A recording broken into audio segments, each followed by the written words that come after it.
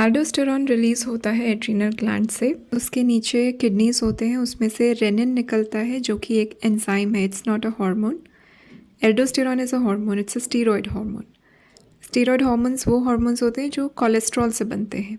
Adrenal gland जो hormones बनाता है they are steroid hormones, they are corticosteroids, जैसे ग्लूकोकॉर्टिकॉइड्स, एंड्रोजेंस, ऐसे ही मिनरलोकॉर्टिकॉइड का एक एग्जाम्पल है एल्डोस्टेरॉन। सो एड्रीनल ग्लैंड का जो सबसे आउटर मोस्ट लेयर होता है जोना ग्लोमेरुलोसा, उसमें से एक मिनरलोकॉर्टिकॉइड बनता है जो कि है एल्डोस्टेरॉन।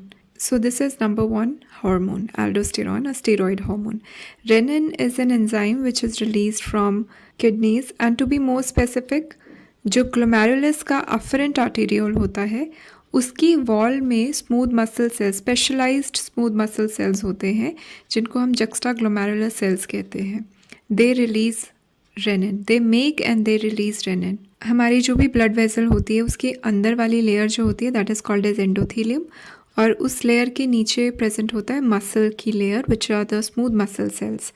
इन्हीं में कुछ स्पेशलाइज स्मूथ मसल सेल्स होते हैं जो कि रेनिन बनाते हैं, तो इनको हम जक्स्टाग्लोमेरुलर सेल्स कहते हैं, और ये प्रेजेंट होते हैं आफ्रेंट आर्टीरियोल्स में, and sometimes they are also present in efferent arteriole, but majority in afferent arteriole. So renin is secreted by the juxtaglomerular cells, which are specialized smooth muscle cells present in the afferent arteriole of the glomerulus within the kidneys. Now जो liver है that makes angiotensinogen.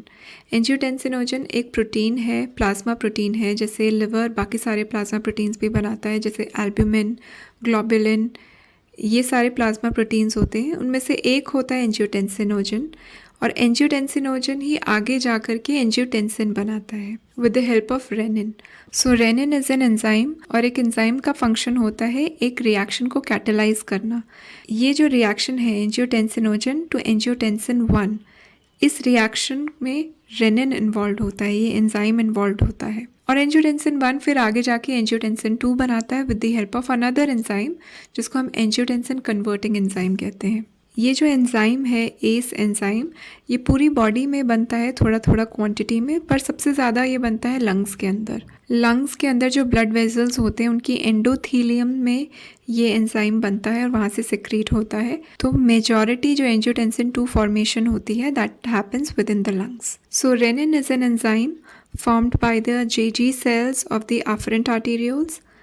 Angiotensin 2 is a proteinaceous hormone formed from angiotensinogen which is formed within the liver, and aldosterone is a steroid hormone which is formed in the outer layer, the outermost layer of adrenal gland which is zona glomerulosa. So ये different locations हैं जहाँ से ये particular enzyme या hormones release होते हैं।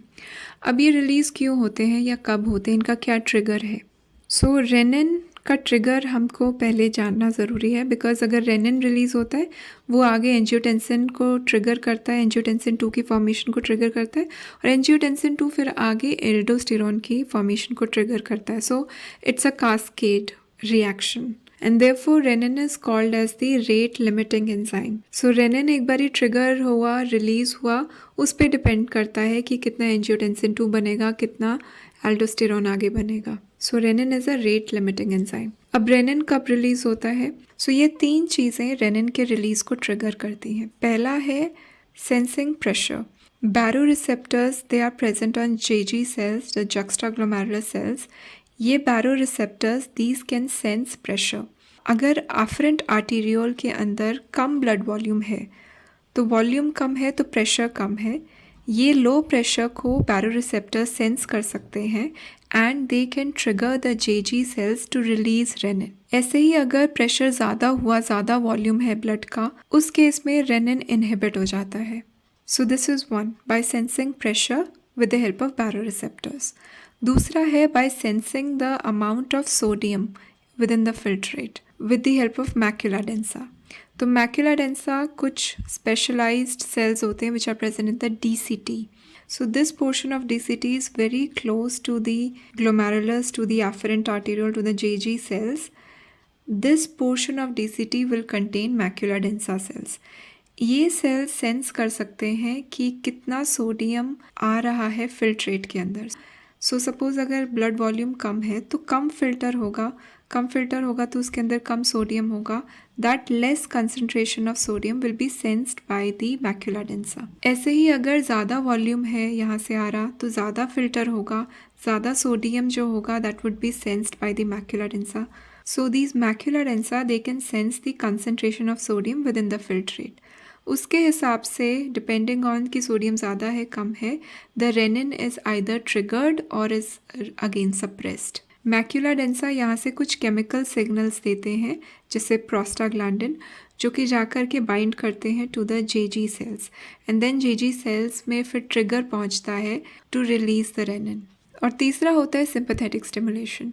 Again जेजी sales के ऊपर एक और तरह के रिसेप्टर्स होते हैं जिनको हम बीटा 1 एड्रीनर्जिक रिसेप्टर्स कहते हैं.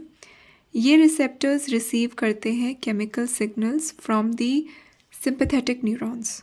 तो जब सिंपैथेटिक न्यूरॉन्स स्टिमुलेट होते हैं तो वो कुछ केमिकल्स रिलीज़ करते हैं जैसे नॉरएपिनेफ्रिन, जो कि इन बीटा 1 एड्रीनर्जिक रिसेप्टर्स के साथ बाइंड करता है which are present on the JG cells, and then they trigger the release of renin. तो ये 3 चीज़ें होती हैं: sensing the pressure with the help of baroreceptors, sensing the concentration of sodium in the filtrate with the help of macula densa, and third is the sympathetic stimulation.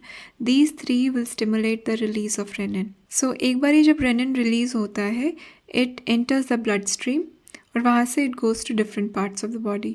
Now renin is only an enzyme. उसका काम है helping in the formation of angiotensin. Angiotensin जब बन जाता है, this hormone, angiotensin is a hormone. This hormone will then act on various receptors which are present throughout the body, not just in kidneys.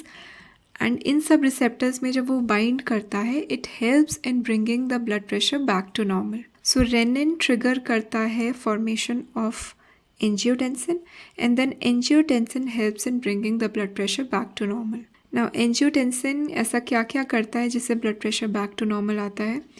पहला, ये वेजो construction करता है throughout the body, because इसके receptors throughout the bodies present होते हैं. सो ये अपने receptors के साथ बाइंड करके वहाँ पे वेजो कंस्ट्रक्शन करवाता है. दूसरा, ये वेजो कंस्ट्रक्शन किडनीज के अंदर भी करवाता है. एफरेंट और इफरेंट आर्टेरियोल दोनों में वेजो कंस्ट्रक्शन होती है, बट इफरेंट में ज़्यादा होती है. इसकी वजह से क्या होता है कि बहुत कम ब्लड पेरिटिब्युलर कैपिलरीज के अंदर एंटर करता है, जिसकी वजह से उधर का जो हाइड्रोस्टैटिक प्रेशर है वो डिक्रीज़ हो जाता है. हाइड्रोस्टैटिक प्रेशर कम होगा तो सोडियम का रीअब्जॉर्प्शन ज़्यादा होगा from the tubules into the peritubular capillaries, because hydrostatic pressure is a pushing force, while जो ऑन्कोटिक प्रेशर होता है वो पुलिंग फोर्स होता है. So because hydrostatic pressure is less, more sodium and more water will be reabsorb from the tubule into the capillaries. So इस तरह से एक वेजो कंस्ट्रक्शन कॉज करके सोडियम का और वाटर का रीअब्जॉर्प्शन को इंक्रीज कराया जाता है. This is all done by angiotensin 2. Another function of angiotensin 2 is to act on the cells of the tubules. इन सेल्स के अंदर सोडियम पोटाशियम पंप होता है, सोडियम हाइड्रोजन पंप होता है, सोडियम बाइकार्बोनेट को ट्रांसपोर्ट होता है. इन सब को स्टिमुलेट करके सोडियम का रीअब्जॉर्प्शन को इंक्रीज़ कराया जाता है. सो एंजियोटेंसिन बेसिकली 2 तरीके से काम करता है. एक तो वेजो कंस्ट्रक्शन और दूसरा सोडियम और वाटर का रीअब्जॉर्प्शन कराना. ये 2 काम होते हैं एंजियोटेंसिन 2 के. Another function of angiotensin is to increase the release of aldosterone. Aldosterone काम करता है इस पोर्शन में, the last part of DCT and the collecting tubule. यहाँ पे जो सेल्स होते हैं उनके अंदर सोडियम पोटाशियम पंप होता है which is stimulated by the aldosterone, तो उसकी वजह से सोडियम ज़्यादा रीअब्जॉर्ब होता है. And it also helps in producing more sodium channels. Sodium channel ज़्यादा होंगे तो ज़्यादा सोडियम अब्जॉर्ब हो पाएगा. So in this way, aldosterone works on these cells and help in increasing the sodium reabsorption. Angiotensin works more on PCT, while aldosterone works more on the collecting duct and the last part of the distal tubule. So basically body में जब low blood pressure होता है तो ये पूरा system activate होता है, तब रेनिन ज़्यादा रिलीज़ होता है, वो ज़्यादा एंजियोटेंसिन 2 बनाएगा, जिसकी वजह से वेजो कंस्ट्रक्शन होगा, जिसकी वजह से ब्लड प्रेशर इंक्रीज़ होगा. एंड वेजो कंस्ट्रक्शन के साथ साथ सोडियम और वाटर को रिटेन करा जाएगा within the body by increasing their reabsorption. So इस तरह से जो ब्लड प्रेशर लो हो गया है उसको वापस से उठाया जाता है।